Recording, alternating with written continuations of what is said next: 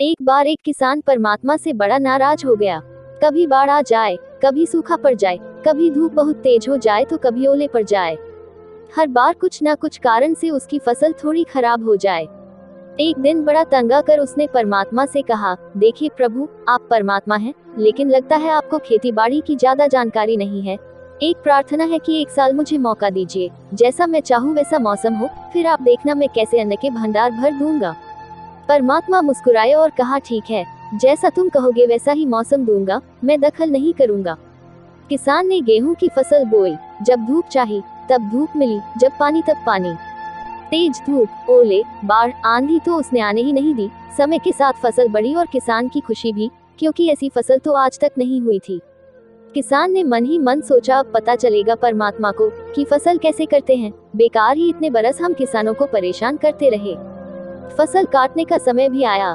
किसान बड़े गर्व से फसल काटने गया, लेकिन जैसे ही फसल काटने लगा, एकदम से छाती पर हाथ रखकर बैठ गया। गेहूं की एक भी बाली के अंदर गेहूं नहीं था, सारी बालियां अंदर से खाली थी। बड़ा दुखी होकर उसने परमात्मा से कहा, प्रभु ये क्या हुआ? तब परमात्मा बोले, ये तो होना ही था।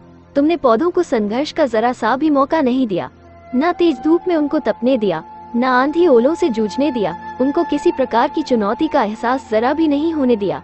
इसीलिए सब पौधे खोखले रह गए। जब आंधी आती है, तेज बारिश होती है, ओले गिरते हैं, तब पौधा अपने बल से ही खड़ा रहता है। वो अपना अस्तित्व बचाने का संघर्ष करता है, और इस संघर्ष से जो बल पैदा होता है वही उसे शक्ति देता है, ऊर्जा देता है, उसकी जीवटता को उभारता है। सोने को भी कुंदन बनने के लिए आग में तपने, हथौड़ी से पिटने, गलने जैसी चुनौतियों से गुजरना पड़ता है, तभी उसकी स्वर्णिम आभा उभरती है, उसे अनमोल बनाती है।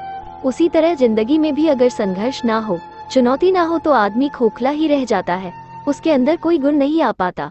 ये चुनौतियाँ ही हैं जो आदमी रूपी तलवार को धार देती हैं, उसे सशक्त और प्रखर बनाती हैं। अगर प्रतिभाशाली बनना है तो चुनौतियाँ तो स्वीकार करनी ही पड़ेगी, अन्यथा हम खोखले ही रह जाएंगे। अगर जिंदगी में प्रखर बनना है, प्रतिभाशाली बनना है, तो संघर्ष और चुनौतियों का सामना तो करना ही पड़ेगा।